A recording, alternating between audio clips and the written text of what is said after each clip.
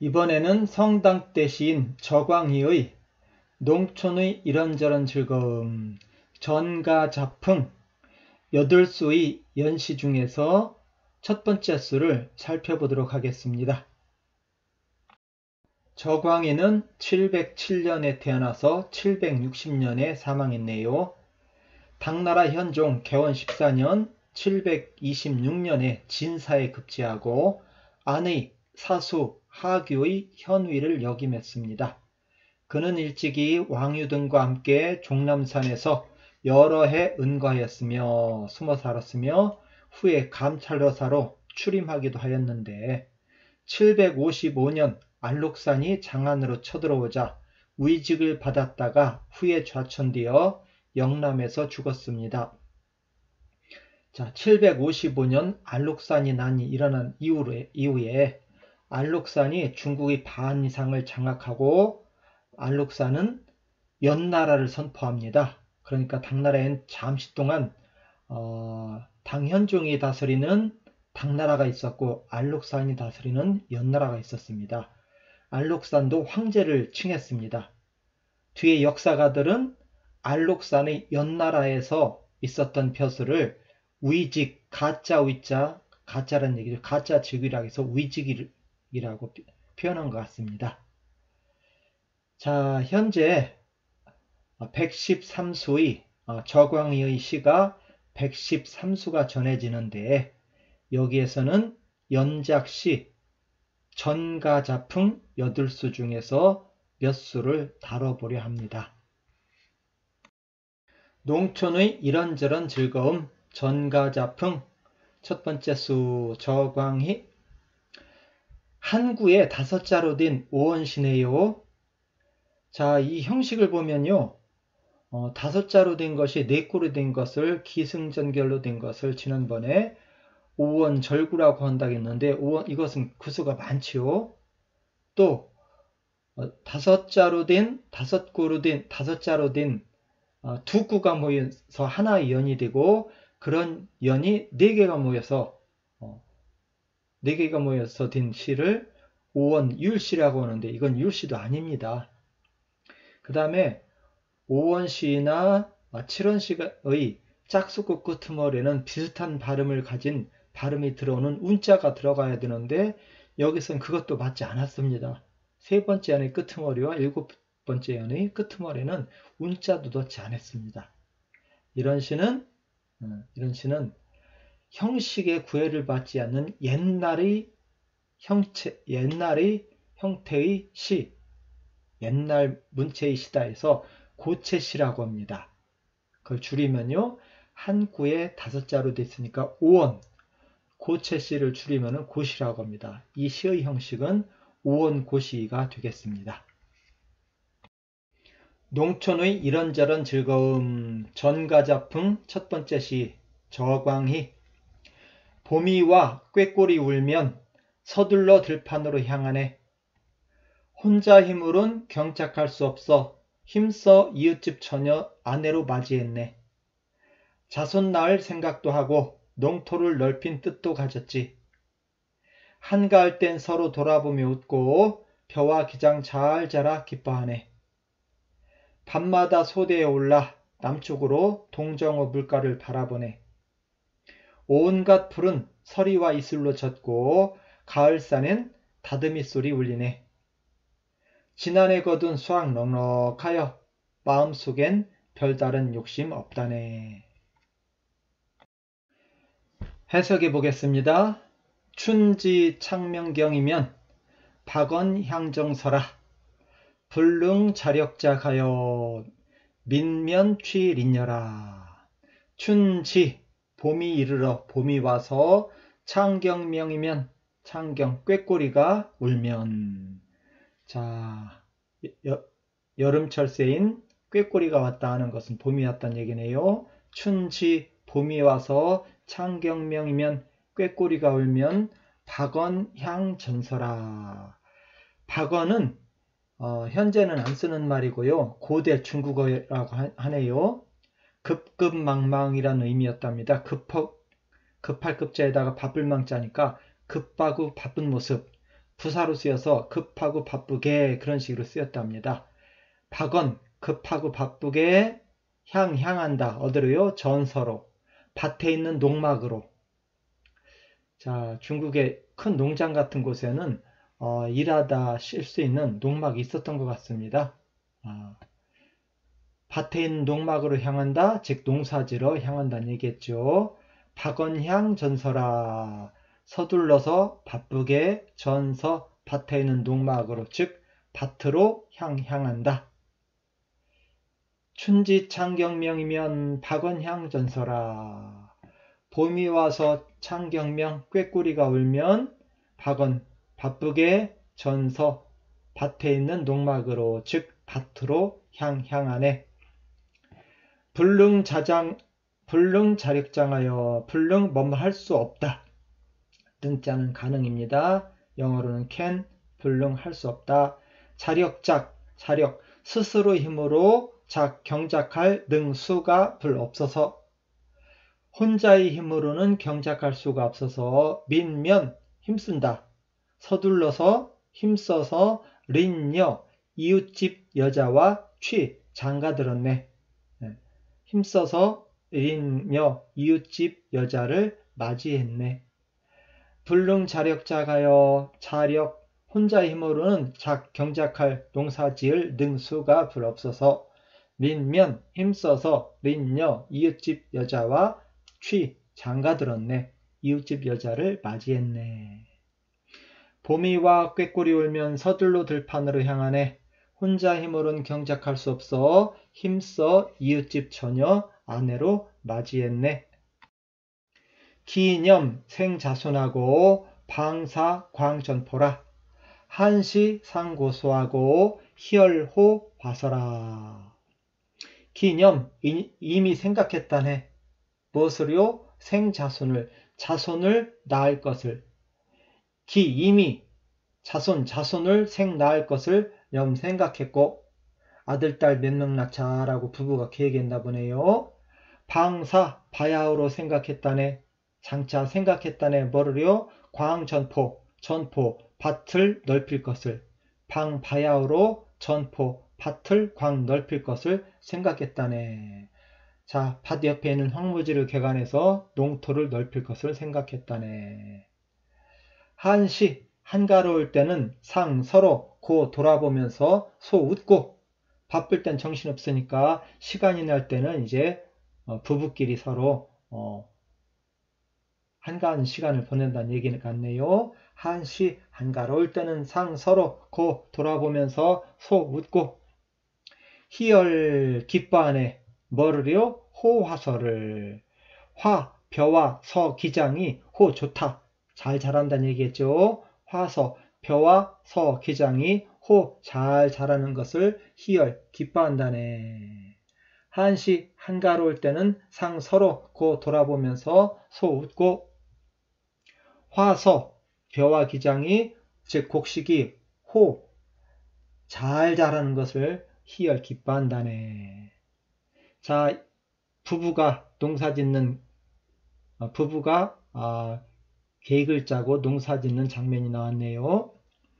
자손 낳을 생각도 하고 농토를 넓힐 뜻도 가졌지. 한가할 땐 서로 돌아보며 웃고 벼와 기장 잘 자라 기뻐하네. 야야 등 소대하여 남망 동정져라. 백초피 상로하고 추산향 짐져라. 야야 밤마다. 똑같은 말이 겹칠 때는 뒤에 마다 붙이면 되죠. 인인 하면 사람마다. 야야 밤마다. 등 오른다. 어디에? 소대. 휘파람 부는 2대. 소대란 어떤 멀리 전망할 수 있는 곳이 있었나 봅니다. 밤마다 소대에 등 올라가서 남쪽으로 망 바라본다. 어디로요?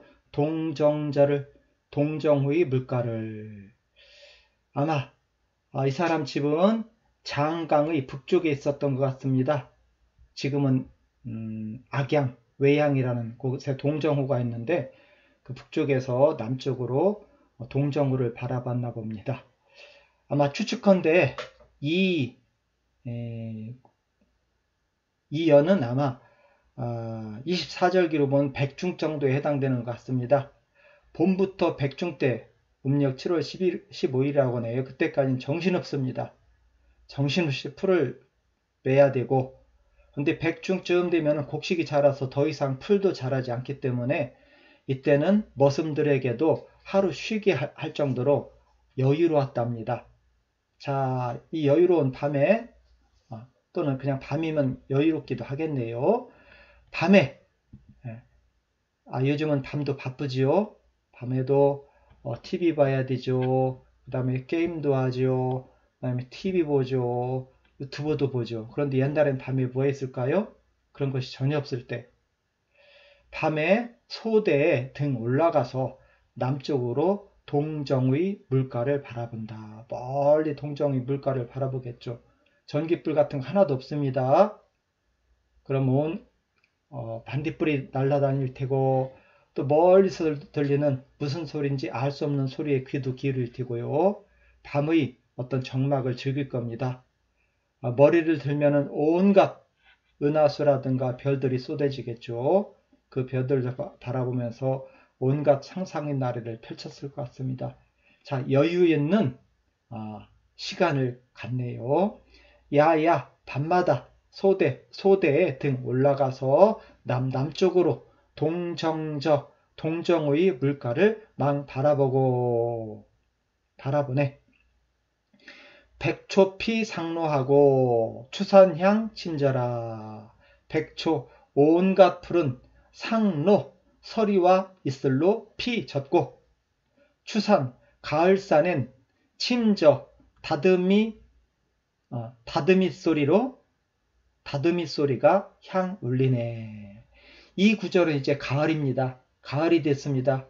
가을이 되면은 백초 온갖 푸른 상로 서리와 이슬로 젖고, 24절기는 백로라고 하죠. 백로. 흰 이슬이 내리는 때, 그거 조금 지나면 이제 상강이라고 하고요. 내린 이슬이 이제 서리로 내릴 때죠. 그때쯤 되면은 추산, 가을산에 침저, 다듬이질 하는 소리가 향 들린다. 다듬이질은 어디서 합니까? 우리 집에서 하지요. 집에서 하는 소리가 저 산에 부딪혀서 울려온다는 얘기입니다. 요즘은 옷감이 부드러워서 다듬이질을 할 필요가 없지요. 옛날에는 삼배라든가 무명 같은 것도 다듬이질 해야만 옷을 입을 수 있었습니다. 삼배는 기억 안 나는데 가을 되면은 이제 겨울 이불을 준비할 때 이불이 호청을 뜯어가지고 빨래하면 뻣뻣합니다. 그럼 엄마가 첫 번째 그림처럼 다듬이돌 위에다가 이불 호청을 놓고서 방망이로 두드려서 부드럽게 하지요. 다듬이질을 한다는 얘기는 이제 겨울을 준비한다는 얘기입니다. 이불을 장만하고 옷을 장만한다는 얘기겠죠. 그 다음에 이제 다림질도 하고요. 두 번째 다림질은 전 본 적이 없습니다. 그런데 1970년대에 중학교, 고등학교 다닐 때는 이런 다리미에다가 숯을 넣어서 교복을 다렸던 기억은 납니다. 그 뒤로는 이제 전기 다리미가 나왔지만요. 요즘은 전기 다리미도 필요 없습니다. 옷감이 좋아져서요. 빨아서 그냥 널면은 다림질 하지 않아도 입을 수 있는 옷이 나오니까요. 여름밤에는 밤마다 소대에 올라 남쪽으로 동정호 물가를 바라보고, 온갖 푸른 서리와 이슬로 젖는 가을이 오면은 가을산엔 다듬이 소리 울리네. 집집마다 겨울 준비하는 다듬이질 소리가 산에 부딪혀서 들려오네. 각이 고년시하여 중정무 소치라. 이제 겨울이 되었습니다. 겨울이면 걱정해야 되는데 이 사람은 걱정 안 해요. 도리어 각자. 도리어 고년 지난해에 시자는 식을 준말 같습니다. 지난해에 장만해둔 음식이 부러울 일자인데 넉넉하여. 지난해 거둔 수확이 넉넉하여. 중정 가운데 마음속에는 취할 소 바가 무 없다네. 마음속에는 더 이상 갖고 싶은 것이 없다네. 더 이상 욕심 부릴 것이 없다네. 겨울도 넉넉하게 지낼 수 있다는 얘기네요. 각이 고년시하여 도리어 고년 작년에 거둔 시 음식이 추수한 것이 이 넉넉하여 중정 가운데 마음속에는 더 이상 취할 소바가 없다네. 마음속엔 별다른 욕심이 없다네. 아주 만족한 삶이네요. 지금으로부터 1200여 년 전 우리나라가 아닌 중국 당나라의 농촌 풍경을 노래한 시인데 1980년 이전에 시골에서 살았던 분들이 읽으면 우리나라 농촌 풍경을 노래한 것과 같은 느낌을 받으실 겁니다. 그러니까 1980년 산업화 이전 농촌의 삶은 수천 년간 변함이 없었다는 얘기겠지요. 이 시에는 농민의 평범한 소망이 담겨 있습니다. 부지런한 아내를 맞이하여 자식을 낳고 땅을 개간하여 농토를 넓힙니다. 가을거지가 끝나면 다듬이질을 하여 겨울옷을 준비하고 겨울이 닥쳐도 가을거지를 넉넉하게 하여 아무 걱정이 없습니다. 사족을 좀 달면요. 이 시를 읽으면서 좀 부러운 것이 있었습니다. 우리나라는 국토의 70%가 산으로 농토가 좁아서 항상 농토의 부족에 시달렸습니다. 농토가 좁으니 수확량이 적고 그나마 지주들의 착취가 극심하여 실제 농민들은 항상 굶주림에 시달려야 했지요. 그러나 전통적인 중국 영토였던 곳, 이 시인이 살았던 장강유역은 대평원으로 땅은 넓고 인구는 적어 맘만 먹으면 얼마든지 농토를 넓힐 수 있었을 테고 부지런하면 굶주림은 걱정을 안 해도 되었을 것 같습니다. 물론 대평원이기 때문에 전쟁이 나면 숨을 곳이 없고 우리나라보다 전쟁이 훨씬 많았던 것은 중국의 단점이었을 것 같지만요. 농촌의 이런저런 즐거움. 저광희. 봄이 와 꾀꼬리 울면 서둘러 들판으로 향하네. 혼자 힘오른 경작할 수 없어 힘써 이웃집 처녀 아내로 맞이했네.